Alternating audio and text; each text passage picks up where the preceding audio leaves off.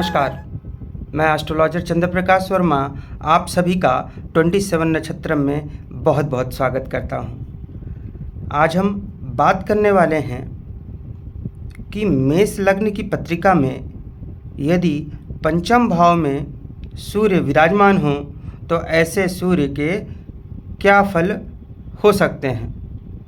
आइए अपने टॉपिक पर चलते हैं। उससे पहले बताना चाहूँगा कि यहाँ पर आपकी सुविधा के लिए मैंने 1 से लेकर 12 सभी राशियों को लिख रखा है। मेष राशि को 1 से लिखते हैं, वृष को 2 से, मिथुन को 3 से, इस प्रकार सभी राशियों को एक नंबर से लिखते हैं जो कि उनके सामने है। इनका क्रम है, यह हर ज्योतिषी को पता होना चाहिए।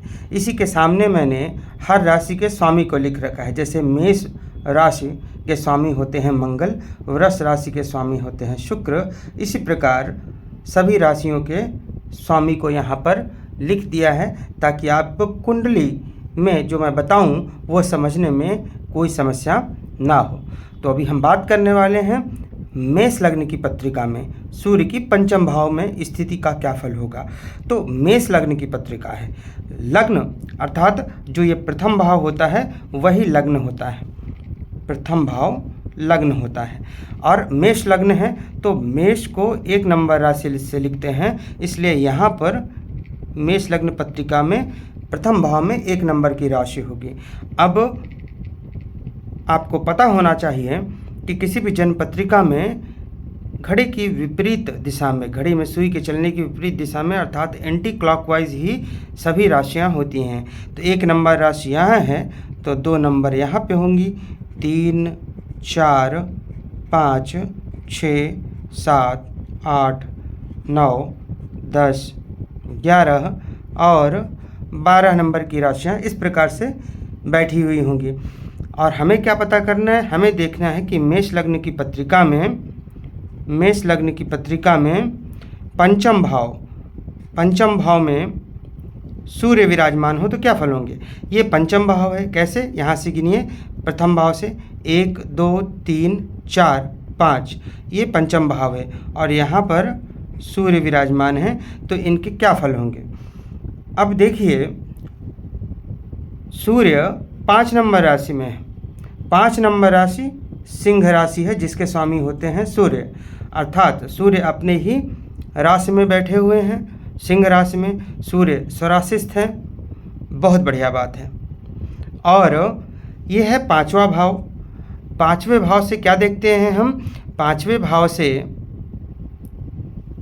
बुद्धि, विद्या और संतान पक्ष को देखा जाता है। तो 5वें भाव से जहाँ से हम विद्या देखते हैं, बुद्धि देखते हैं, संतान देखते हैं, उसमें सूर्य अपनी ही राशि में विराजमान है। तो ऐसे सूर्य व्यक्ति को बहुत बुद्धिमान बनाएंगे, विद्वान बनाएंगे, प्रभावशाली बनाएंगे और ऐसा व्यक्ति वाणी का धनी होता है। यह संतान भाव है और वहाँ पर स्वराशिस्थ सूर्य हैं, इसलिए संतान पक्ष से ऐसा जातक बहुत ही मजबूत होगा। इनकी जो संतान होगी वह बहुत ही प्रतापी होगी, बहुत ही योग्य संतान की प्राप्ति होगी इनको।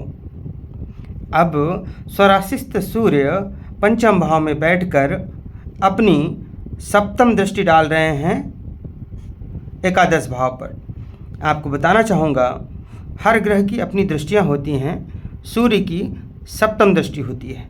दृष्टि कैसे देखेंगे, सूर्य जहाँ बैठे हैं वहीं से गिनिए और एंटी क्लॉकवाइज आप 7 गिन लीजिए। जैसे सूर्य यहाँ पर हैं तो 1, 2, 3, 4, 5, 6, 7, तो इस प्रकार सूर्य अपनी 7वीं दृष्टि 11 नंबर राशि में डाल रहे हैं और यह एकादश भाव है, 11वां भाव है।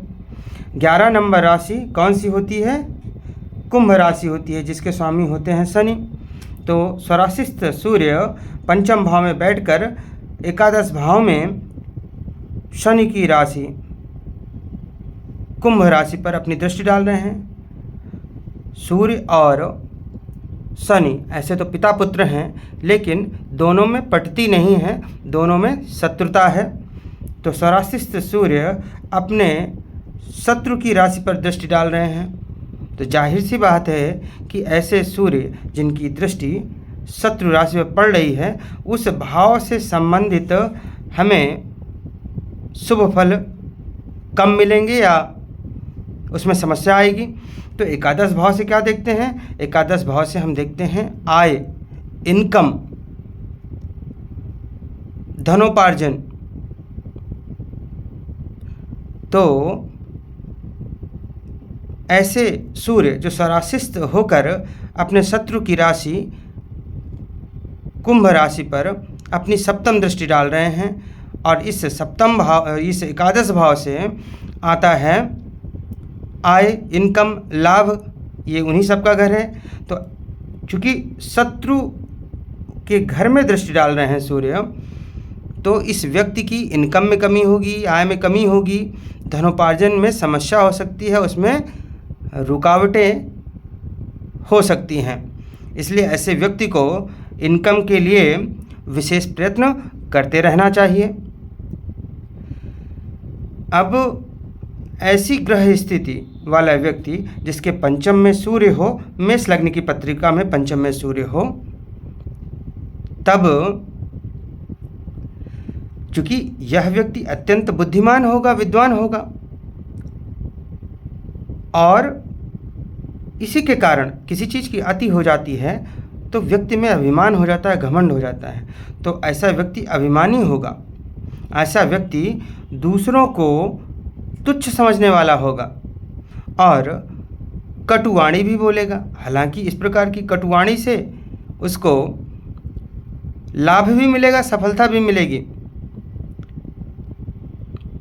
और वह दूसरों को तुच्छ समझेगा। इसलिए कुछ लोग प्रत्यक्ष या परोक्ष रूप से इनके आलोचक भी बन जाएंगे, इनके विरोधी भी बन जाएंगे। तो इस प्रकार से हमने आज देखा कि जिस भी व्यक्ति की मेष लग्न की पत्रिका है और पंचम भाव में सूर्य है, तो ऐसे सूर्य के क्या फल होंगे। आशा करता हूँ कि मैं अपनी बात को आप तक समुचित रूप में रख पाया, समझा पाया। इसी प्रकार के ज्योतिष संबंधी ज्ञानवर्धक वीडियोस को देखने के लिए हमारे चैनल को लाइक, शेयर और सब्सक्राइब अवश्य करें। जो लोग कुंडली विश्लेषण कराना चाहते हैं वे स्क्रीन पर दिए गए कॉन्टैक्ट नंबर पर संपर्क करके अपना अपॉइंटमेंट बुक कर सकते हैं। रत्न रुद्राक्ष के लिए हमारी वेबसाइट पर जा सकते हैं। जो लोग ज्योतिष सीखने के इच्छुक हैं वे हमारी वेबसाइट पर जाकर हमारे कोर्सेज़ को सब्सक्राइब कर सकते हैं। तो आज के लिए बस इतना ही। नमस्कार।